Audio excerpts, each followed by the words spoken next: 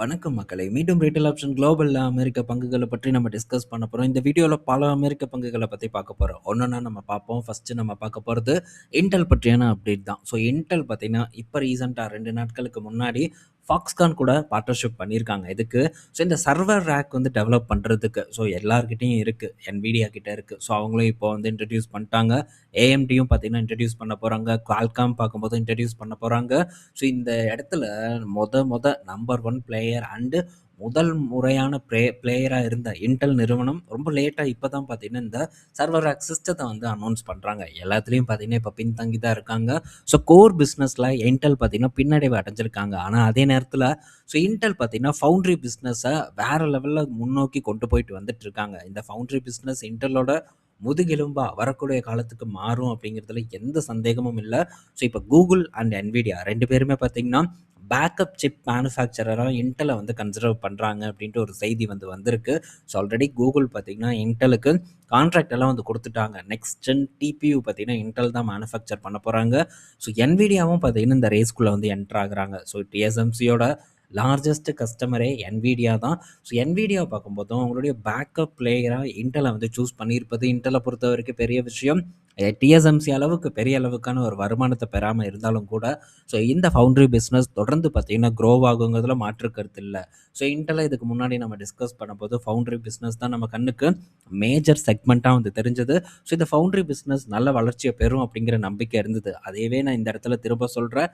இன்னும் ஒரு 3 வருடத்துல அகைன் பார்த்தீங்கன்னா, Intel அவங்களுடைய CPU பிசினஸ் அண்ட் GPU பிசினஸ்ல நல்ல ஒரு பெர்ஃபார்மன்ஸ பண்ணுவாங்க அப்படிங்கிறத இப்ப நான் சொல்றேன். பட் அதுக்கான காலம் பார்த்தீங்கன்னா, இன்னும் ஒரு 3 வருடம் கிட்ட வந்து எடுத்துக்கும். ஸோ இப்போதைக்கு இவங்க என்ன ஃபோக்கஸ் பண்றாங்கன்னா, ஸோ பெர்ஃபார்மன்ஸ் இல்லாம லோ பிரைஸ் CPUவ தான் வந்து இப்போதைக்கு அவங்க பிரிஃபர் பண்றாங்க. ஸோ இந்த குறிப்பா டேட்டா சென்டர் செக்மெண்ட்ட பொறுத்தவரைக்கும் எல்லாம் எஃபிஷியன்சி கோரா தான் வந்து லான்ச் பண்றாங்க. அடுத்து லான்ச் பண்ண போற CPUல 500 கோர்ஸ்க்கு மேல இருக்க போகுது. ஆனா இந்த 500 கோருமே எஃபிஷியன்சி கோரா தான் இருக்க போகுது. பெர்ஃபார்மன்ஸ் கோர் இந்த CPUல இடம்பெற போவதில்ல. ஸோ ஆனா அதுக்கு அடுத்த CPU, அதுக்கு அடுத்த ஜெனரேஷன் 2029ல வரும்னு நான் நினைக்கிறேன். 28 இல்லன்னா 29ல வந்து ஸ்டார்ட்டிங்ல வரும்னு நினைக்கிறேன். ஸோ அது கம்ப்ளீட்டா பார்த்தீங்கன்னா, பெர்ஃபார்மன்ஸ பேஸ் பண்ண CPUவா இருக்க போகுது. ஸோ இந்த SMT டெக்னாலஜியும் பார்த்தீங்கன்னா, உள்ள புகுத்த போறாங்க. ஸோ அதனால டெஃபினட்டா நம்ம நல்ல ஒரு பெர்ஃபார்மன்ஸ் பூஸ்ட் எதிர்பார்க்கலாம். மறுபடியும் ஹை பெர்ஃபார்மன்ஸ் கம்ப்யூட்டிங் CPUவ Intel பார்த்தீங்கன்னா, லான்ச் பண்ணுவாங்கங்கிறதுல மாற்று கருத்தே இல்ல. ஸோ இது நம்ம முக்கியமா பார்க்க வேண்டிய விஷயம். இன்னும் 3 வருடத்துக்கு இந்த ஃபவுண்டரி பிசினஸ் பார்த்தீங்கன்னா, பெரிய அளவுக்கு பேக் பண்ணும். அது போக ஸோ அவங்களுடைய CPU பிசினஸும் அப்படியே பெரிய ஒரு குரோத் இல்லாம அதே இடத்துல இருப்பதற்கான வாய்ப்பு இருக்கு. அடுத்த 3 வருடத்துக்கு பிறகு CPU பிசினஸும் நல்லா பெர்ஃபார்ம் பண்ணும். சேம் டைம் இந்த ஃபவுண்டரி பிசினஸும் பார்த்தீங்கன்னா, நல்ல ஒரு பெர்ஃபார்ம் பண்ணும். அகைன் Intel ஒரு நல்ல ஒரு இடத்துக்கு வருவதற்கான வாய்ப்பு ரொம்ப அதிகமா இருக்கு அப்படின்னு நான் நினைக்கிறேன். ஸோ இன்னொரு அப்டேட் என்னன்னா, ஸோ Google பார்த்தீங்கன்னா, ஒரு 3 மில்லியன் சிப்ஸ் பார்த்தீங்கன்னா, Intelல இருந்து வாங்க போறதா, Intelஓட ஃபவுண்டரியில இருந்து எடுக்க போறதா வந்து சொல்லியிருக்காங்க. ஸோ 3 மில்லியன் 30,00,000 சிப்ஸ் பார்த்தீங்கன்னா, Intel வந்து தயாரிக்க போறாங்க. மிகப்பெரிய ஒரு விஷயம் அப்படின்ட்டு சொல்லலாம். பெரிய கான்ட்ராக்ட் பார்த்தீங்கன்னா, Intelக்கு வந்து கிடைச்சது. ஸோ இந்த டிபியூ அட்வான்ஸ்டு சிப் Googleஅ பொறுத்தவரைக்கும் அடுத்த ஜெனரேஷன் டிபியூ தான் Intel வந்து மேனுஃபேக்சர் பண்ண போறாங்க. ஸோ இது டெஃபினட்டா மற்ற வாடிக்கையாளர்களை ஈர்க்கும் அப்படிங்கிறதுல மாற்று கருத்தே இல்ல. டெஃபினட்டா இந்த கஸ்டம் சிப் பிளேயர்ஸ வந்து Intel வந்து உள்ள இழுத்து வச்சுக்குவாங்கங்கிற எதிர்பார்ப்பு எனக்கு வந்து இருக்கு. ஸோ இதனால நேத்து Intel நிறுவன பங்கு திரும்ப ஒரு நல்ல ஏற்றத்த குடுத்தது. 11% வரைக்கான ஏற்றம் நேத்தோட டேல Intel நிறுவனத்தில வந்து ஏற்பட்டது. நம்மள பொறுத்தவரைக்கும் ஒரு நல்ல செய்தியா பார்க்கப்படுது. இது Intel பற்றியான ஒரு தெளிவான அப்டேட். அடுத்தது ஸோ இந்த ஜிஎல்பி ட்ரக்ஸ் பற்றியான ஒரு அப்டேட்டு. ஸோ ஜீலாண்ட் ஃபார்மா அப்படிங்கிற ஒரு நிறுவனம் பார்த்தீங்கன்னா, இப்போ ஒரு பெரிய ஒரு சரிவ வந்து சந்திச்சது. 25% வரைக்கான சரிவு இந்த நிறுவனத்தில வந்து ஏற்பட்டது. என்ன ரீசன் பார்க்கும்போது இவங்களுடைய ட்ரக் பார்த்தீங்கன்னா, இந்த ஒரு பல பிரச்சனைகள வந்து ஃபேஸ் பண்ணியிருக்கு. ஸோ இந்த ட்ரக் டெவலப்மெண்ட் இத டெவலப் பண்ணி ரோச் தான் வந்து அத கமர்ஷியலைஸ் பண்ண போறாங்க. ஸோ இப்போ இது ரோச்சுக்கும் பார்த்தீங்கன்னா ஒரு ப்ராப்ளம். பட் இது இல்லாம ரோச் தனியா பார்த்தீங்கன்னா, ஒரு வெயிட் லாஸ் ட்ரக்க வந்து அவங்களும் இப்போ டெஸ்டிங்கில போட்டுட்டு இருக்காங்க. ஸோ அது பேஸ் 3ல இருக்குன்னு நான் நினைக்கிறேன். இத பற்றி நம்ம போன வீடியோல டிஸ்கஸ் பண்ணோம். ஸோ இன்னும் மார்க்கெட்டிங் பண்றதுக்கெல்லாம் 1 வருடம் இல்ல 2 வருடம் டைம் எடுத்துக்கணும் எதிர்பார்ப்பு இருக்கு. 22% வரைக்கும் பார்த்தீங்கன்னா, அது வெயிட் லாஸ் பண்றதாவும் தகவல் நமக்கு கிடைச்சிருந்தது. ஸோ ரோச்சுக்கு ஒரு ட்ரக் வந்து ஃபெயிலியரா இப்போ இருந்தாலும், பட் இப்போதைக்கு இது நடந்திருக்கு. பட் இதில இருக்கக்கூடிய குறைகள் எல்லாம் நிவர்த்தி பண்ணி அகைன் இந்த ட்ரக்க லிஸ்ட் பண்ணுறதுக்கான முயற்சியில் நிறுவனங்கள் இருக்கும்னு நான் நினைக்கிறேன். ஸோ இந்த ட்ரக் டெவலப்மெண்ட்காக கிட்டத்தட்ட $5 பில்லியன் வரைக்கும் ரோச் பார்த்தீங்கன்னா ஒரு டீல ஜீலாண்ட் ஃபார்மா கூட வந்து போட்டிருக்காங்க. இது முக்கியமாக நம்ம பார்க்க வேண்டிய விஷயம். ஸோ இந்த GLP-1 ட்ரக்ல பெரிய காம்படிஷன் இருக்க போகுது, மாற்றுக்கருத்து இல்லை.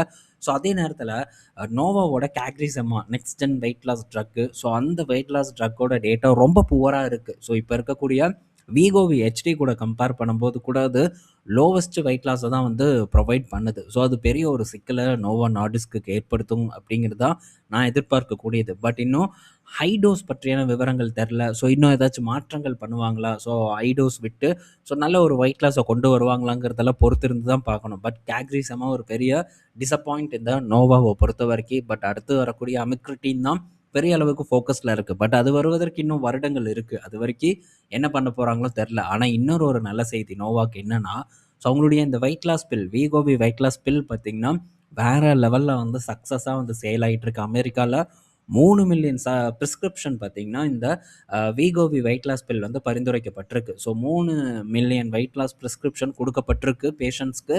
இது பெரிய ஒரு அச்சீவ்மெண்ட்டாக வந்து பார்க்கப்படுது. ஸோ இந்த செக்மெண்ட்டில் எல்லாத்தையும் பார்த்தீங்கன்னா வாஷ் அவுட் பண்ணிட்டாங்க. இப்போதைக்கு யார் இருக்கா? எலி லிலி தான் இருக்காங்க. ஃபவுண்டாயோட வளர்ச்சி அந்த அளவுக்கு இல்லை வீகோவியோட பில் கூட கம்பேர் பண்ணும்போது. ஸோ நல்ல ஒரு பர்ஃபார்மன்ஸை வீகோவி பில் தொடர்ந்து வந்து டெலிவர் பண்ணிட்டு இருக்கு. அது மட்டும் இல்லை, ஸோ சவுதியில் வந்து அந்த வெயிட் லாஸ் பில்லை லான்ச் பண்ண போகிறாங்க. யூரோப்லேயும் வந்து லான்ச் பண்ண போகிறதா அப்டேட் வந்து கிடச்சிருக்கு. ஸோ இதன் மூலயமா ஸோ வெயிட் லாஸ் பில்லேருந்து நல்ல ரெவன்யூவை வந்து நோவா ஜென்ரேட் பண்ணுறதுக்கான வாய்ப்பு இருக்குது. ஸோ ஆல்ரெடி ஒரு $330 மில்லியன் கிட்ட லான்ச் பண்ண சில நாட்கள், சில வாரங்கள்லேயே பார்த்திங்கன்னா அவங்க ஜென்ரேட் பண்ணியிருக்காங்க. So full growth, full potential பார்த்திங்கன்னா நமக்கு இந்த வரக்கூடிய காலாண்டில் வந்து தெரியும். ஸோ அதை பார்க்குறதுக்கு நான் அவளோட வெயிட் பண்ணிட்டுருக்கேன். பார்த்ததுக்கப்புறம் அந்த அப்டேட்டை உங்கள் கூட நான் கண்டிப்பாக ஷேர் பண்ணுறேன். அடுத்தது ஸோ அமேசான் அண்ட் கார்னிங்குடைய ஒரு பார்ட்னர்ஷிப் பெரிய அளவுக்கு பேசும் பொருளாக மாறி இருக்கு.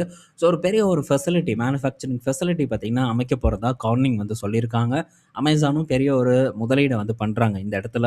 ஸோ இந்த பார்ட்னர்ஷிப் மூலயமா ஸோ இந்த ஃபைபர் கேபிளை தான் வந்து இவங்க ப்ரொடியூஸ் பண்ண போகிறாங்க. ஸோ இந்த கார்னிங் வந்து இதுக்கு முன்னாடி நான் பேசியிருப்பேன் நான் நினைக்கிறேன். நண்பர்களுக்கு ஞாபகம் இருக்கான்னு தெரியல. ஸோ ஃபினோலெக்ஸோட ஒரு ஜாயின்ட் வெஞ்சர் வந்து இவங்க போட்டிருந்தாங்க. பட் அந்த ஜாயின்ட் வெஞ்சர் பார்த்திங்கன்னா இப்போது முடிவுக்கு வந்துருச்சு. ஃபினோலெக்ஸே பார்த்திங்கன்னா இப்போது தனியாக வந்து பண்ண ஆரம்பிச்சிட்டாங்க. கார்னிங் கூட பார்ட்னர்ஷிப்பில் இருந்த ஃபினோலெக்ஸ் இப்போது டெக்னாலஜி எல்லாம் கற்றுக்கிட்டாச்சு. ஸோ இப்போ அவங்க தனியாக வந்து பண்ணவும் ஆரம்பிச்சிட்டாங்க. 8 மில்லியன் கிட்டத்தட்ட 10 மில்லியன் வரைக்கும் எக்ஸ்பேண்ட் பண்ண போகிறதா அந்த வயர் கேபிள் ப்ரொடக்ஷனை வந்து அவ்வளோ தூரம் வந்து எக்ஸ்பேண்ட் பண்ண போகிறதாகவும் தகவல் வந்து ஃபினோலெக்ஸ் கிட்டேருந்து வந்திருக்கு. ஸோ இது நல்ல செய்தி ஃபினோலெக்ஸை பொறுத்த வரைக்கும். ஸோ கார்னிங் ஒரு பெரிய கம்பெனி, அவங்களும் இங்கே இந்தியாவில் தனியாக வந்து ஆப்ரேட் பண்ணிகிட்டு இருக்காங்க. ஸோ இப்போ யூஎஸில் ஒரு மல்டி பில்லியன் கான்ட்ராக்ட் பார்த்திங்கன்னா 2 பேரும் சைன் பண்ணியிருக்கிறது ஒரு மிகப்பெரிய ஒரு விஷயமா கார்னிங்க்கு பார்க்கப்படுது. இதனால் கார்னிங் பங்கு ஒரு 9% வரைக்கான ஏற்றத்தை அமெரிக்கா மார்க்கெட்டில் நேற்று டெலிவர் பண்ணியிருக்கு. அடுத்தது ஸோ ஸ்டெலன்டீஸ் பற்றியான ஒரு அப்டேட்டு. ஸோ ஸ்டெலன்டீஸ் பார்த்திங்கன்னா கசகசன்ட்டு அவங்களுடைய புது மாடல்ஸ் அப்டேட்டை வெளியே விட்டுக்கிட்டே இருக்காங்க. நிறைய மாடலுங்க, எண்ணிலடங்கா மாடல்ஸு ஸ்டெலன்டீஸ் பார்த்திங்கன்னா இப்போது வெளியிட்டு வந்துட்டு இருக்காங்க. கம்ப்ளீட்டாக ரெஃப்ரெஷ்டு மாடலை பார்த்திங்கன்னா ஸ்டெலன்டீஸ் இப்போ களமிறக்கிட்டு இருக்காங்க. ஸோ இதெல்லாம் பண்ணுறதுக்கு முன்னாடியே ஸோ அவங்களுடைய கோர் பிராண்டு ரேம், ஜீப் போன்ற இடத்துலலாம் சில அப்டேட்ஸ் வந்து பண்ணாங்க. ஸோ அது வந்து ஃபேஸ் லிஃப்ட் இல்லை, அதாவது மேஜர் எக்ஸ்டீரியர் சேஞ்ச் வந்து அந்த இடத்துல இல்லை. ஆனால் ஸோ என்ஜினில் நிறைய மாற்றங்கள் எல்லாம் வந்து கொண்டு வந்தாங்க. அதோட வெற்றியும் பார்த்திங்கன்னா அந்த நிறுவனத்துக்கு நல்லா இருந்தது. ஜீப்பில் சில ஃபேஸ் லிஃப்ட் இருந்தது. ஸோ ஜீப்போட பர்ஃபார்மன்ஸும் பெட்டராக பண்ணிச்சு. ஸோ யூரோப்பியன் சேல்ஸும் நல்லா இருக்குது. ஆக மொத்தத்தில் பார்த்திங்கன்னா அமெரிக்காவில் மார்க்கெட் ஷேர் உயர்ந்திருக்கு.